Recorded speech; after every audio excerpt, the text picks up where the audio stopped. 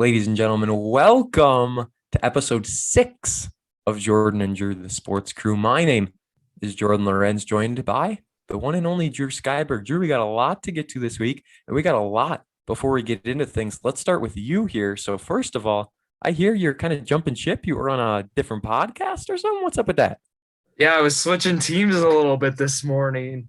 On a Sunday morning, I guessed I was a guest on Noah's Nonsense, and it's a great show. He talks about really anything. Anything goes on the show, and you guys should check him out. His link will be in our description of our episode. So if you want to check out Noah's Nonsense, it's a great show. I was on to talk about my senior year and talk about some soccer and some other stuff, which we might have him on in our show actually to recap the Lake to Lake soccer season, which would be awfully exciting. But like I said, great guy. Check him out. And he's shouting us out too. So it's really nice gesture of him. Absolutely. And it says nonsense in the title, but it's good nonsense. It's not like you're just going to waste half an hour of your time. It's some good stuff. Definitely check that out. Drew is a guest on there. And well, we have ourselves a guest, not this week, but next week, episode 7. Drew, we've got a very special guest, and it's going to be a fun episode next week. It's going to be a great episode. We're going to be previewing the NFL draft, and we have an NFL draft expert, Johnny Tim from Reedsville, is going to be on to discuss some draft picks with us. And he's an aspiring communications major as well, like you, Jordan, which is pretty cool. So yeah, I love it when people try and be like me. You know, it just really hits the heart. And anyone who wants to be me, they can be me. That's really great stuff. But when we were talking about this, I was like, whoa, wait, the draft is next week. I didn't even know it was this soon. So we're going to have a big episode for ourselves next week. This week, we got some good stuff as well. Speaking of, we're debuting a new segment on the show to kick things off. The stat of the week, stat standing for statistic. We're not going to say statistic of the week. That's kind of a mouthful. The stat of the week this week, Milwaukee Brewers. Corbin Burns is the first pitcher with 30 strikeouts and 0 walks in first 3 starts since 1906. So we're going back, 115 years. Corbin Burns, 30 strikeouts, 0 walks in his first 3 starts. We'll talk about the Brewers coming up, but what a remarkable start to the year for Burns. This man, Cy Young, I mean, he's going off. I've been on the Burns for Cy Young campaign since last year, even when Bauer and him were dueling it out near the end. And just, I think Brewers starting pitching as a whole, like as a rotation, they've been phenomenal. We'll talk about it in our Brewers segment, of course, but you really got to just tip your cap to these guys. They've been phenomenal start. They've had great strikeout numbers. They've really haven't given up a lot of runs. And when they give up runs, like on Saturday's game, unearned runs, like crap like that. And it's just like, it's great to see. I'm really excited to see what the staff does for the rest of the year. It is a very, very good stuff to get things going. So before we get into On This Day, we've got a special announcement. This Thursday, it's finally here. March Madness Blizzard Edition. Drew and I recorded it before we recorded this podcast, so it's already done. It is for sure happening Thursday morning. That's when we like to drop our bonus episodes on Thursday. Gives you some time, gives you Monday, Tuesday, Wednesday. Listen to the main pod. Thursday, Friday, Saturday, Sunday, you've got to listen to the bonus episode. Be sure to give it a listen. A listen. I don't know what that means. Give it a listen. We've got 32 Blizzards from Dairy Queen in a bracket going up against each other. We've got a special guest on there as well. You'll have to tune in to see who that is. But we've got 3 of us, so there is no tie. There is no series coin flips. So no one's going to try and screw me over and say Illinois is winning the championship because it was all fair in this bracket. It was a lot of fun. It's like 33 minutes. So just a really good, fun thing to listen to. Definitely our most relaxed podcast as well. That and when we broke down March Madness and we filled out our bracket, it was just like that. So if you enjoyed that, you're definitely going to enjoy this as well. Subscribe to our YouTube channel. We've got 7 subscribers now. We got some good numbers last week. Let's boost them up even more, get some more subscribers. And there was a bonus episode last week I did for Lincoln Volleyball. That did very, very well, saying that they're going to state. We hope that this next bonus episode is going to do well as well, because that could lead to some more ice cream things. That's our bread and butter along with sports. So we would love to see that get some good numbers, and we'll be doing plenty more where that came from as long as that does well. Drew, are you ready for On This Day? Let's do it. On this day, the date today, I don't think I said the date last week, but it's April 19th, So on this day in 1900, the highest scoring opening game as the Phillies beat the Braves 19-17 in 10 innings, 36 runs put up in 1900, 121 years ago. My goodness. On this day in 1960, baseball uniforms began displaying players' names on their backs. I guess I never realized that they didn't always have names on the back, but there's still some jerseys. It's mostly college, but they just have numbers still. They don't even have names. So, and especially in high school, obviously, we know they don't have names on the back of those. On this day in 1987, I just thought this was a fun little one since I took the Brewers one out last week. The Brewers score 5 runs in the 9th inning to win 6-4 and record their 12th straight AL win. That's right. That was the Brewers in the Atlantic League back in 1987. American League. Yes. Oh, I said Atlantic. Oop. Oh, well, whatever. On this day in 1987, that's right. We've got 2 things that happened in 1987. The LA Clippers end their season with a terrible 12-70 record. That is just terrible. Like, why would you watch your team if it's that bad? Oof. There's nothing to say about that other than that's awful. On this day in 1990, the Pistons and 76ers get into a fight, accruing $162,500 in fines. Wow, they went hefty on these fines. I don't know what happened, but that's a lot of money. I think maybe for the summer sports spectacular, maybe, we go back, we watch this fight, we break it down, give That our would be points. fun. We could do that as like our little pilot episode even. That could be some good stuff. Yeah, don't forget, I forgot to mention Summer Sports Spectacular coming soon. We're getting towards summer, getting closer. And on this day in 1991, Evander Holyfield, I said that very weird. Evander Holyfield beats George Foreman in 12 rounds for the heavyweight boxing title. For those of you wondering, we're not mentioning Jake Paul and Ben Askren this week. That was not a real fight. None of that even matters that happened. We're just skipping by that. That did not happen, in my opinion. So that wraps things up. And now let's go to our weekly sports talk segment. 2 people retired this week, Drew. Can you believe this? 2 retirees. Yeah. Well, there was more than that, but these are just the big ones. Julian Edelman. Yeah, Julian Edelman starts out retiring, the longtime New England Patriot. He played with them since 2009. So he played with them his entire career. A very, very good run for Edelman. I had him on my fantasy team last year. He did okay, nothing spectacular. But other than that, in his career, 6,822 receiving yards, 36 touchdowns. So not too bad. Julian Edelman had a very, very good career with the Patriots. I always love seeing someone stick with the same team their whole career. Yeah, I love me some loyalty for team or for players on a team as well. I think that's a really important aspect to just like team and even professional sports, because with all the money and all the like going to LA or big cities like that, it's something you don't see a lot anymore. No, it's a lost art. It really is. And didn't the Patriots cut him and then he retired? That's how it happened, right? Yeah. Yeah, so they let him go, and then Edelman says, I've had enough. But something that really surprised everyone, LaMarcus Aldridge retires out of nowhere. He was playing this year. He was doing things for the Nets. He was starting, and then down he goes due to an irregular heartbeat. LaMarcus Aldridge retires. He obviously started his year with Portland. That lasted a pretty long time. And then he had this nice little run with the Spurs as well. He ended up in Brooklyn, and Drew, just like that, his season's over. His career is over.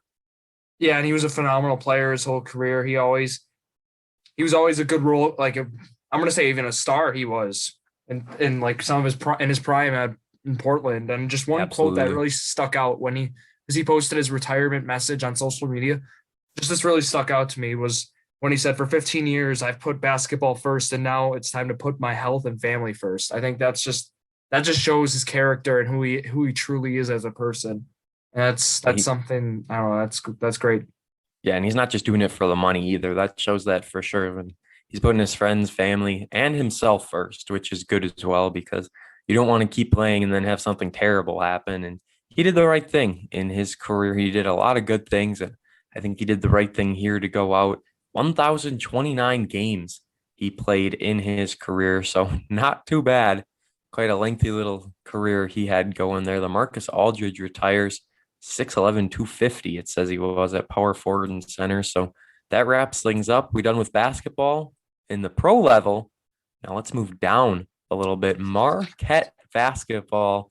Drew is liking this one because Marquette has done some wild things before. As soon as Shaka Smart came to town, things started changing. Things were rolling in the best way possible. Obviously, the big name, David Joplin, has confirmed he is coming to Marquette. The other people in there tweet with him, Amari and Ellis and Keon Shear. Those guys coming to Marquette, but Joplin, Drew, that is a big pickup for this Golden Eagles team. I think for Joplin, what stood out to me is the loyalty to Shaka Smart. When he was committed to Texas. He was planning to go there. And then when Smart leaves Texas and then he comes to Marquette, he decommits from Texas and then goes to Marquette. And I think that, just some loyalty. Marquette gained a 4-star recruit. And he was also the number 2 because he's from Wisconsin. He's from Brookfield Central, I believe. And yeah, I think so. I think that's a great thing as well, considering Wisconsin or Marquette really hasn't had a Wisconsin recruit since the Hauser boys. So it's been that long. It's been a long time. And he's the number 2 player in Wisconsin, by Mark Miller. I don't know if you know who he is. He does a great job for Sports for basketball. So he has him ranked really high, and that's going to be a great piece for Marquette. And then, like you mentioned, the other guys who are coming, this recruiting class, Jordan, I don't know if you knew this, 15th ranked. They're ranked number 15 in the nation. That's high. That is very high. Best way possible. It was around the 50s at like a couple weeks ago. It was in the 50s. Yeah, I was going to say, look at how fast things can change. I did look it up and confirm Joplin is from Brookfield Central. So he's coming here. But like you said about him, he committed to Shaka Smart, not to Texas. I think that was beautiful. I saw that quote somewhere. I don't know if he said it or who said it or whatever, but he went from Texas over to Marquette. This team's looking good.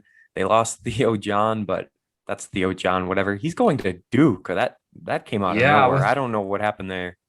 With a 5th year, because with the new COVID rules where you get the extra year of eligibility, that just really surprised me. I figured Theo would leave, and we'll talk about some other guys who left, but seeing Theo go to Duke, like, I don't know. I felt like Theo wasn't really fitting in the system near the end of the year. He just really, like, I thought he would progress more from his freshman and sophomore year. When watching him his senior year, it looked like the freshman Theo John. It was the same. He had the same play style. It was, I'm going to take a few layups, take a few dunks, can't shoot free throws. I'll make 1 or 2 threes in the non-conference games and then go cold.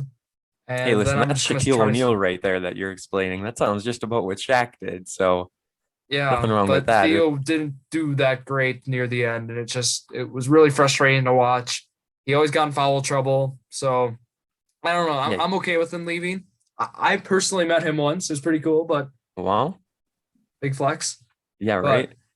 Garcia was basically his replacement in a way almost, because Garcia outshined him everywhere possible. They were both the tall guys, and Garcia, he's going to the draft, right? But he might be able to come back. What was the whole deal with that?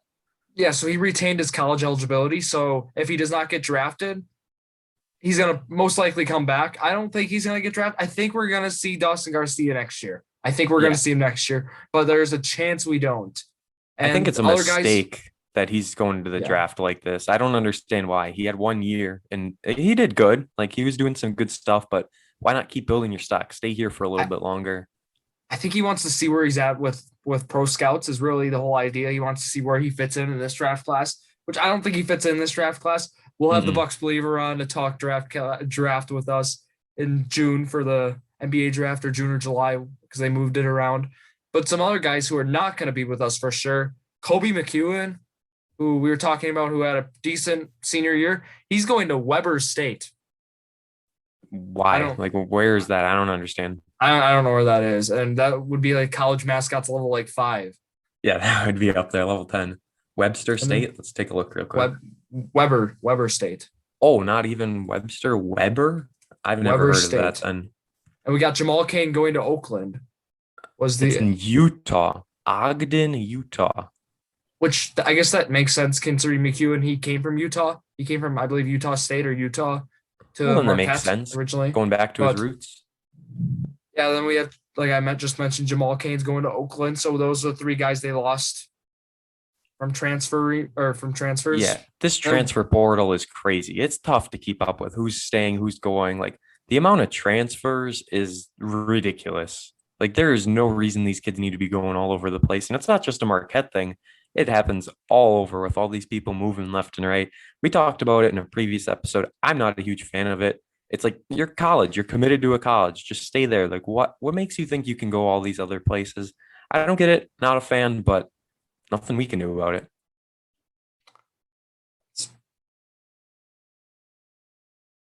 Next up here is our baseball coverage. That's right. We are moving from basketball to baseball. There was not one, but two no-hitters that happened April 9th. Joe Musgrove and April 14th, Carlos Rodon. Both of these no-hitters took place. The one on April 9th was the Padres beating the Rangers 3-0 in that game. And these no-hitters, they're just one pitcher going the entirety of the game, which is very good to see. It takes away a little bit when you got a pitcher who goes 6 innings, no hits, and it's a combined no-hitter. It's just not as special, but Musgrove went 112 pitches, all 9 innings, 10 strikeouts, didn't walk a single batter, and the Padres 3-0 win over the Rangers. Anything to add here for Musgrove in this Padres win? What highlighted that one was, of course, how it was the only no-hitter in Padres team history, which I thought that was remarkable. It was a great game. I watched the 9th inning. Very exciting to see that. And this second no-hitter that you're about to mention, that bothered me at the end. Rodon, 7 strikeouts, 114 pitches, 8-0 win for the White Sox. Why don't you enlighten everyone what bothered you about this? Well, of course, the 9th inning. I watched this 9th inning too. I was like, let's go. We're going to get a perfect game because there's perfect game with he needs 2 more outs and from perfection. He's 2 outs away.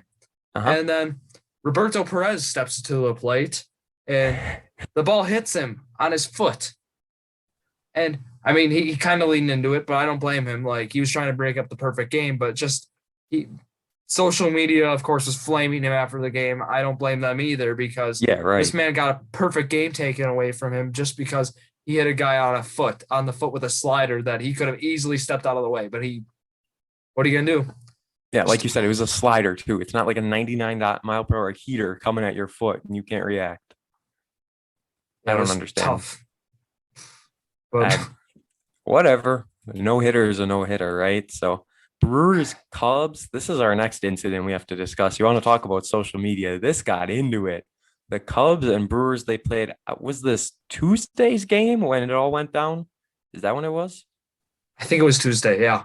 I think it was Tuesday, not positive, but it says in the article right here in Tuesday's game. So it was Tuesday, I can confirm. Major League Baseball has issued Cubs reliever Ryan Tepera a 3-game suspension and undisclosed fine. I always find those interesting. And it says in quotes, which this is laughable. In quotes, it says for intentionally throwing at Brewers pitcher Brandon Woodruff. I don't know why that needs to be in quotes. He threw it right behind him. Like there was no bit that you could cover this up. And then after the game, was it Contreras was the one in the interview who basically admitted they threw it at him, or was it someone else? Yeah, so Contreras also admitted. Ryan Tepera also, the pitcher who threw behind, had a few words, and I'm going to read some of the things he said because I think it's hilarious, laughable. Today's brand of baseball is soft. I was just trying to send a message. What he said was, he was just trying to send a message, unquote, and then he implied that he was not trying to do anything malicious.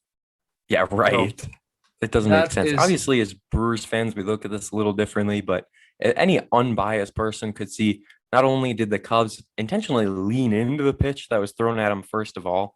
I know that video has gone viral everywhere too, but this one throws right behind Woodruff, and he's just trying to send a message. Like, what does that even mean? Send a message by hitting him if you're going to do that. Don't throw it behind him. That just makes it worse. It makes it 10 times more obvious too. So I don't really understand. Contreras, it says he got hit 7 times in the past 14 games against the Brewers. And that is a lot. But Contreras also said he didn't think the Brewers were doing it on purpose. So if he's saying that, and then no way.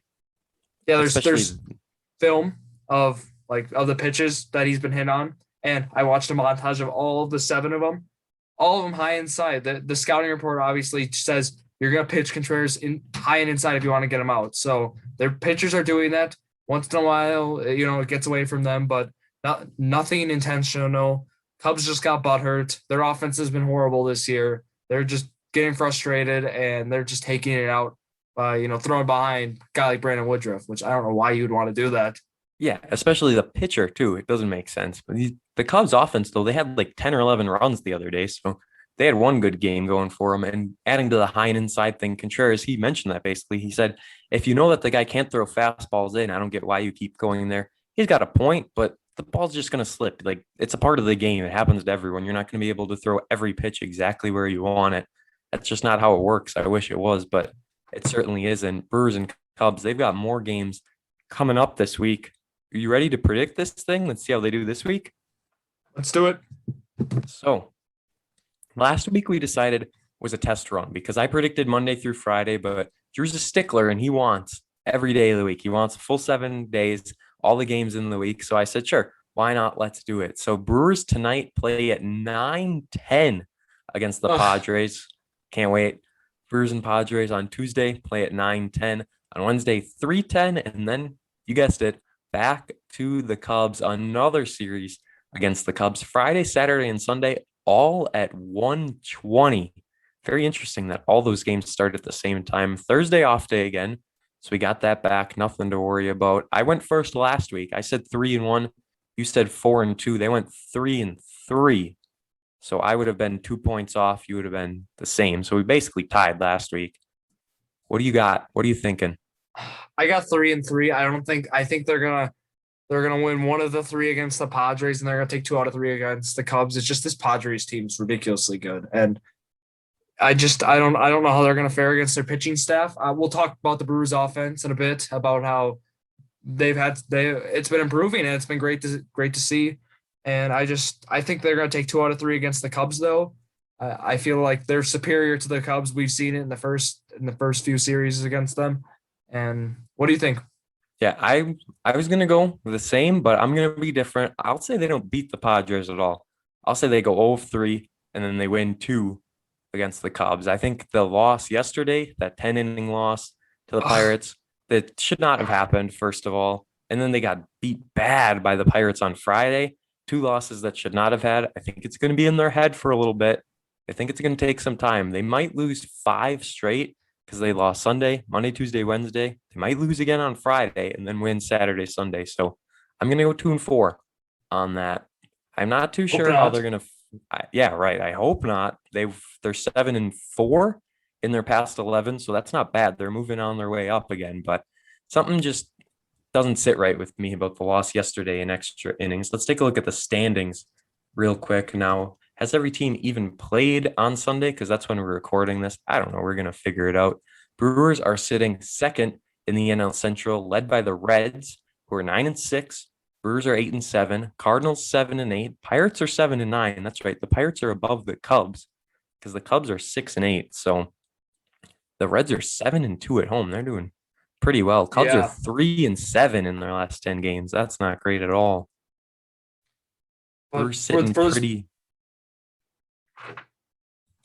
For the Brewers team, I think I don't know, just with Yelich, he's on the IL, and I think now with Kane having some issues, just without Yelich and Kane, we're gonna need McKinney to step up, which he's been doing that. JBJ had a great game Saturday, and Garcia's been consistent. So if those guys keep hitting, and of course Vogelbach had that great game yesterday. So with a righty, I think with a righty pitching, I think this offense looks really good. But I think there's some question against a left-handed starter.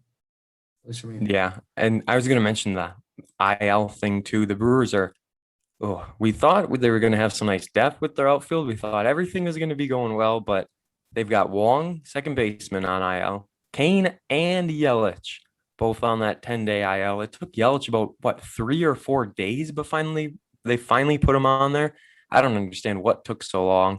And what's the benefit of putting someone on IL? Is that just take them off the roster so you can bring another man with you? Yeah, or is that now they can bring someone up, and that's they're gonna make the corresponding move, I believe, today. So we might already know what the move is. And Yeah, just it was the back soreness. It's something that that Yelich has mentioned. It bothers him 1 to 2 times a year. Just unlucky it happens now. He usually does not go on the IL for it, so I was awfully surprised to see him head to the IL yet on Saturday. So that surprised me, and I hope he's back soon because it's Yelich. I don't care. I don't care about his 2020 anymore. It's Christian Yelich. Yeah, that needs to be put in the past. Everyone keeps mentioning that. Everyone has slumps. Everyone has bad games. Yelich has been doing fine this year. He's doing well. And yeah, the back soreness came a little early this year, and it might be hitting a little worse than usual because, like you said, he usually doesn't sit from it. It's not that bad. He'll take like a day or two off and then not like 15 days off. I mean, he's going to certainly get a lot of rest from this, hopefully come back well. Other than that, pitching still doing well, like we said. And Devin Williams and Josh Hader, they both did fine on Sunday in the game. I was a little worried about Devin Williams, but he did fine on Sunday in the eighth inning. So anything about the pitching you want to talk about, relieving that middle ground, still not perfect, but getting a little better. Yeah, I think the bullpen's been great. Obviously there's still some question. I know Yardley's down now, thankfully. Angel Perdomo made his I believe he made his debut Sunday, so that was good to see. Mm-hmm. And just Fireisen and Rasmussen, I mean, they've been kind of improving. I know Fireisen kind of gave up the run Sunday, so I mean, he starts at second, but still he gave up the run. This bullpen's been good. It's been good. I wouldn't say great, but what's the bread and butter, of course, has been the starting pitching with the streak of 8 consecutive games with going 5 or more innings and allowing 1 run or less. It sadly ended, but that was a phenomenal streak, and that's just something I have never seen this. I mean, it's a franchise record, of course, so we've never seen it before. Yeah, right. But that was beautiful. This Brewers team is something else when they're hot, and they're down a little bit again, but it seems like this is going to be an all-year thing where they do really, really well, put up a bunch of runs, and then they go down. They have the most runs scored in the first inning in all of baseball right now.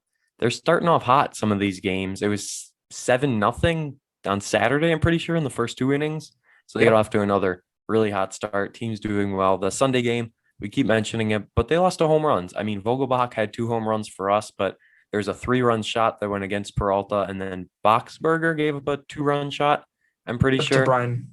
Yeah, tied at 5-5, and then, like you said, in extras, just couldn't stop that runner at second, and then we didn't have anything going either, so nothing you can do there in the loss. Are you ready to move to high school sports? That's right, we're doing high school last today. Let's do it.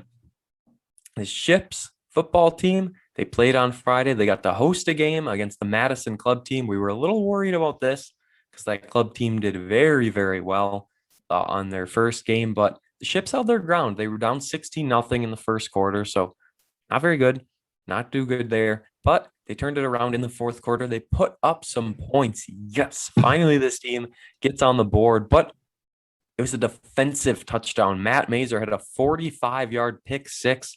Good for Matt. Shows that their defense can. And also, we should mention it was like a 3rd and 27 or something like that. So they kind of just threw it away. But still, Matt Mazer, pick 6. Don't take it away from this team. They get a touchdown. The Ships do well. Lose 30-6. Could have been much, much worse. I think there's a lot to take out of this game. Maybe after that first quarter, I didn't watch the whole game.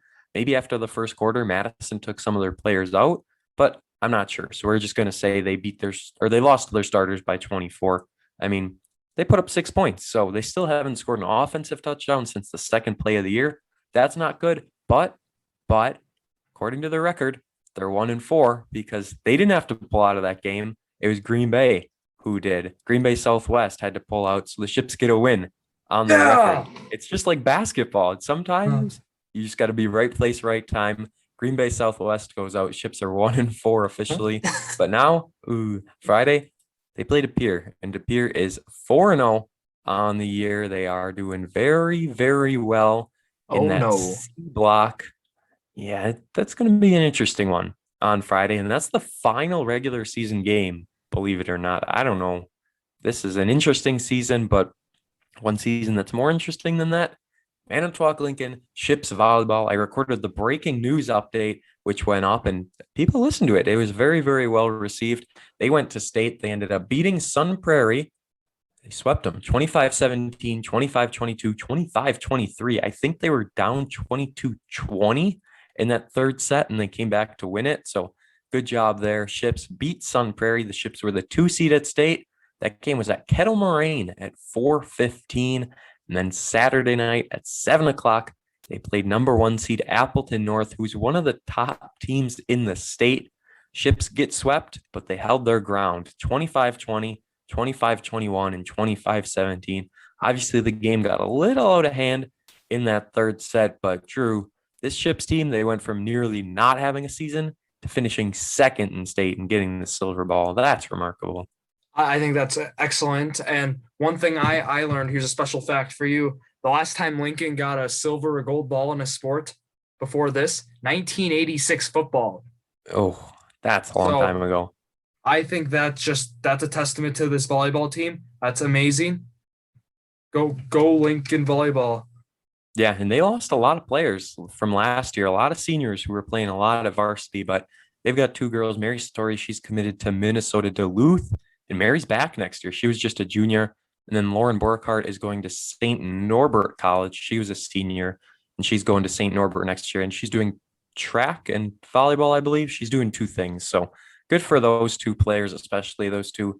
And I don't want to say carried the team because this is a great team effort. They're all friendly, all love each other. That's how it is in sports like this. And Lincoln goes 16-2 on the year, only losing to Kimberly and Appleton North. So that was great. First time ever that volleyball team made it to state, and they go all the way to the championship game, lose right at the end, but nothing wrong with that. They played their hearts out, and that's all you can ask. Getting swept, not the end of the world because you made it to the state championship. I just spun the wheel, and it's time for trivia. Green Bay Packers 2021 season, that being 2020-2021 season. I don't think this one's too hard. You're 20-35 in trivia overall. Ouch. So yeah, I just wanted to say that one a little quiet because it doesn't sit very well. So when I did this, the Packers season was pretty fresh. Like it kind of just ended, but now here we are, few months removed. We're going to see how you held up. See if you remember how this team went. All right. The Packers' first loss of the season came against? Vikings. No. Tampa Bay. It was the Bucks and then the Vikings? Oh, yeah. No. This is going to be bad. Yeah, I said it's been a while. It was Tampa Bay. That happened on the 18th of October. They lost 38-10. That was that bad loss. So yeah. Yikes. Yeah, that's not a great way to start. I thought that one was kind of a lock to get right, but it's okay. It's okay. Next one. It's not really a tricky question, but what quarter did the Packers thrive in? Because they scored the most points in this quarter out of any quarter a football team has ever done. Second. That is correct. The second quarter was the Packers' best. The next question. What was the Packers' record in their division? It was, I got to think about how many teams, like. Well, I was going to say that first. How many games do they play? I'll give you that if you don't get it right. Well, they played 2. So it's going to be, they were 5-1. That is correct. Yes, they lost to the Vikings. You scared me at first when you said 2, but then 2 against each team. So yeah, I was just had to quickly think. 2 out of 3. This one, little tricky. How many Pro Bowlers did the Packers have? Well, let's name them. Bakhtiari, Alexander, Rodgers, of course, Adams. What am I missing? I'm going to say there's 5. Incorrect. There is 7. 7. So not bad. No, 5 is a good guess. There were 7. I couldn't name the 7 if it makes you feel any better. Final question. Aaron Rodgers threw how many touchdowns this year? It was a crazy number. 48. That is correct. That's just a number that sticks with you. Wow. I mean, I'll take the 3 out of 5. I should have got a 4 out of 5. I messed up that first question. Big whoop. Definitely should have got a 4 out of 5, but we will take a 3. Your record now, as I update it, 23 of 40. That is yikes. Could be worse, though. It could always be worse. 23 and 40. That is the record. Next week, we can confirm it's the final bit of trivia in season 1. It's grab bag, and then that wheel is done, and I got to get to work and make some new trivia. because we kind of went off guard with the college mascots, how we changed it to level 2 and level 3. Had to add those, but I haven't updated the spreadsheet in a while because this is all I got. Grab Egg is the last one. And then we'll basically say that will conclude season 1 of trivia. You're 23 of 40 right now. That is, as I pull my calculator up, a whopping 57.5%. I mean, There were you some get hard one college mascots. No, I yeah, am not they going to really take brought that. it down. The college mascots really tanked my score here. So I think other than that, I think it was a pretty good record. I think I've gotten threes, fours, or fives in almost everything except college mascots. Yes, you have. Let's real quick. Let's go through this. Level 1, you got 4 out of 5 for mascots. Then level 2 and level 3, you got a 1. NBA statistics, you got a 3 out of 5. NFL MVP, 3 out of 5. Packers, 3 out of 5. And don't forget, you went 5 out of 5 on the March Madness. Did you go 3 or 4? 3 or 4. I think you got 4 out of 5 on the March Madness recap. And then 5 out of 5 on the episode with Robert Chimick. So that makes up everything there. 23 out of 40 college mascots. Definitely brought that down, but we'll work on it. Next week, it is Grab Bag. That is going to be fun. Things are all over the place in that, and they're all multiple choice, so you don't have anything to worry about there. But that wraps things up. Episode 6. Anything left to say? Shout yourself out. Do it all.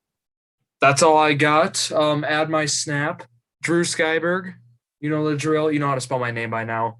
Are we doing an every other week thing? 1 week Twitter, 1 week Snap? Is that what you're doing? Yeah, you got to keep it fresh, you know? You got to keep it alternating. Well, I'm old school, and I'm not going to keep it fresh. Follow the Twitter, Jordon Law _PXP JORDONLAW. And that wraps things up. Subscribe to our YouTube. Subscribe on Apple Podcasts. Leave that 5-star review. We're up to 9 5-star reviews. That's pretty well. But I know for a fact more than 9 people listen a week. So let's get those 5 stars up. Leave a comment if you want as well. Subscribe to the YouTube. It'll really help. Other than that, thank you for listening to episode 6 of Jordan and Drew, the Sports Crew, the perfect podcast for you.